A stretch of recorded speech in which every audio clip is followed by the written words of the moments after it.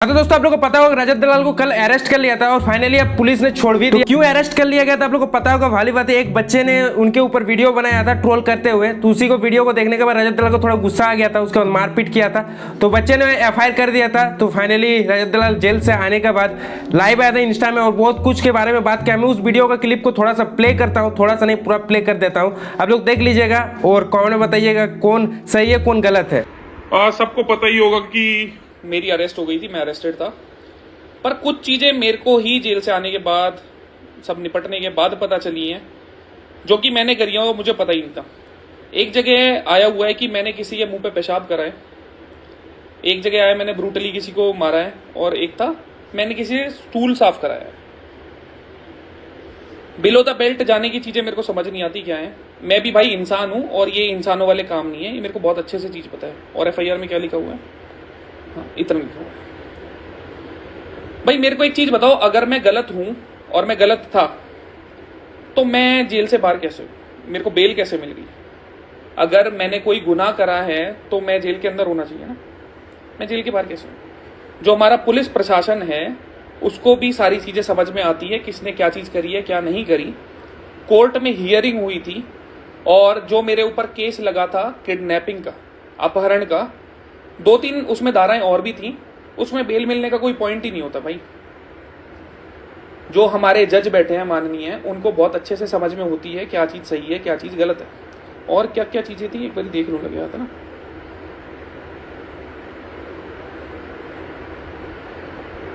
इतना ही था। मेरे को एक चीज बताओ, अगर मैंने कुछ करा होता तो मैं बाहर कैसे हो जाता ना। मेरे को बिना किसी नोटिस के पुलिस वालों ने उठाया, जो कि कानूनी रूप से जायज चीज नहीं थी। वहां पे एक जगह आया हुआ है कि मैंने मारपीट करी। भाई मेरे हाथों में बहुत अच्छी खासी जान होगी, अगर किसी को मारूंगा तो किसी के निशान तो आएगा ना। उस लड़के के पूरे शरीर पे एक निशान नहीं है, सिंगल एक निशान। और जो उसमें बोला हुआ है कि मैंने किसी की पसलियां तोड़ दी, अगर पसलियां टूटती हैं तो कहीं फ्रैक्चर होता है, कहीं निशान आता है, कहीं कलर तो चेंज होता है ना, उसमें सब कुछ एग्जैक्ट है।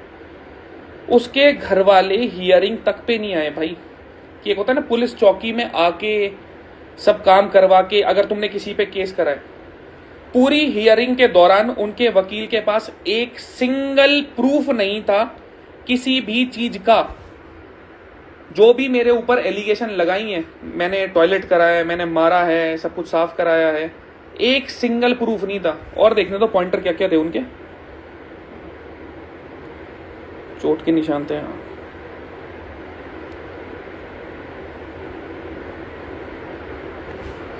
वो लड़का 1 महीने से मेरे बारे में उल्टा सीधा डाले जा रहा था और अपने आप को सिग्मा बनाया जा रहा था, दिखाया जा रहा था कि हाँ भाई मैं सिग्मा हूँ।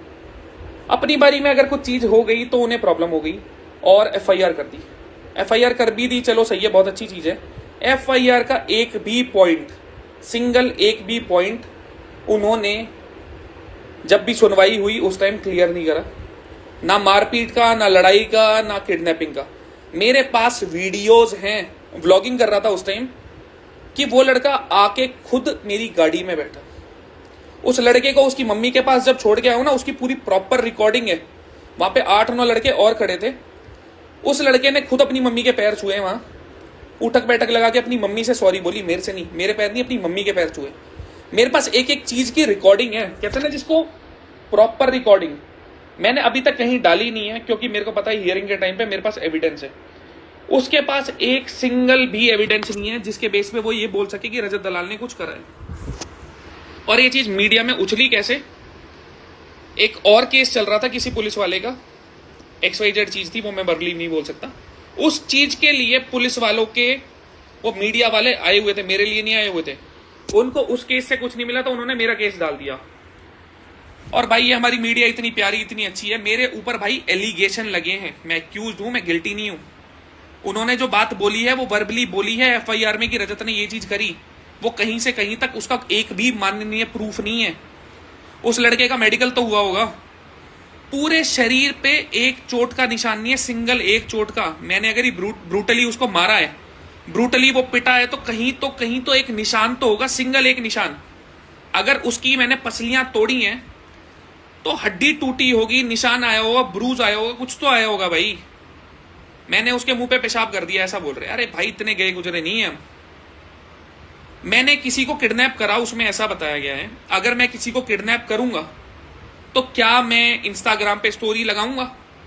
इतना चूतिया तो नहीं हो कि भाई मैंने किसी को किडनैप करा और मैं पब्लिकली लोगों को दिखा रहा हूं ये मेरे साथ है। वो लड़का मैक्स टू मैक्स मेरे साथ 50 मिनट होगा। उसकी एक वीडियो जो थी ना मेरे साथ बैठे हुए की, मैंने व्हाट्सएप पे डालूंगा, उसके हाथ में फोन है। पुलिस वालों ने उसकी कॉल लॉग्स देखे होंगे, उसकी मम्मी के कॉल लॉग्स देखे होंगे। पूरे टाइम वो अपनी मम्मी के साथ कॉल पे था कि आ रहे हैं, कपड़े चेंज कर रहे हैं। तो मेरे भाई इन चीजों का ना तो कोई प्रूफ है और ना मैं गिल्टी प्रूव होने वाला, क्योंकि मैंने असल में में चीजें नहीं करी हैं। जिनको भरोसा हो वो मान लेना, जिनको भरोसा हो ना मानना। अगर 1% भी मैं प्रूव होता हूं ना कि मैंने ये काम करे हैं, तो सोशल मीडिया की सारी चीजों से मैं खुद गायब हो जाऊंगा। जिसको भाई भरोसा हो बहुत अच्छी चीज है, ना हो तो मैं कुछ नहीं कर सकता।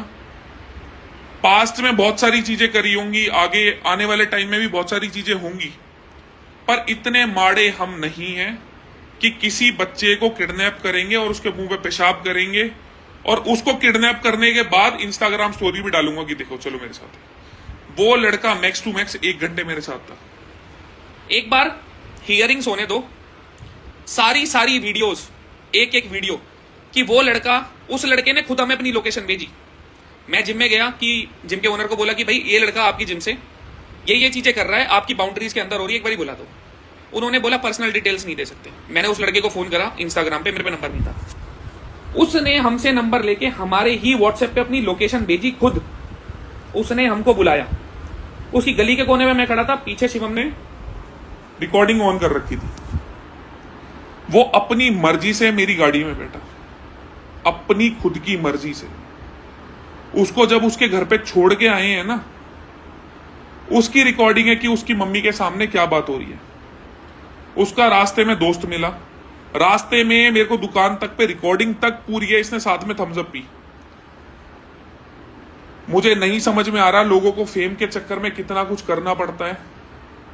नाम उठाने के चक्कर में मेरे को पता नहीं कब से छेड़े जा रहा है। तो भाई ना तो हम पीछे हटने वाले, ना किसी से दबने वाले, 1% नहीं दबने वाला, सिंगल 1% भी। जो भी चीज होगी लॉ के अंडर होगी, उसके बाहर कुछ भी नहीं होने वाला। पर यह चीज मैं तुम्हें साबित करके दिखा दूंगा कि मेरे हाथ से कुछ भी चीज नहीं।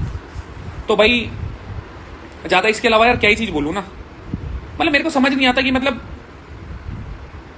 मैं उस लड़के को किडनैप करूंगा, इस चीज का तुक कहां से बनता है। और अगर किडनैप कर लिया तो मैं 50 मिनट बाद उसकी मम्मी के पास उसको लेके सॉरी क्यों बुलवा रहा हूं? तो भाई मेरे पार्ट पे बस इतनी चीजें थी। उम्मीद करता हूं इस चीज में साथ रहोगे। जो अपने हैं उनको समझ में आएगा कि भाई इतने गए गुजरे काम हम नहीं कर सकते। बाकी एक आध हियरिंग में सारी चीज क्लियर होगी।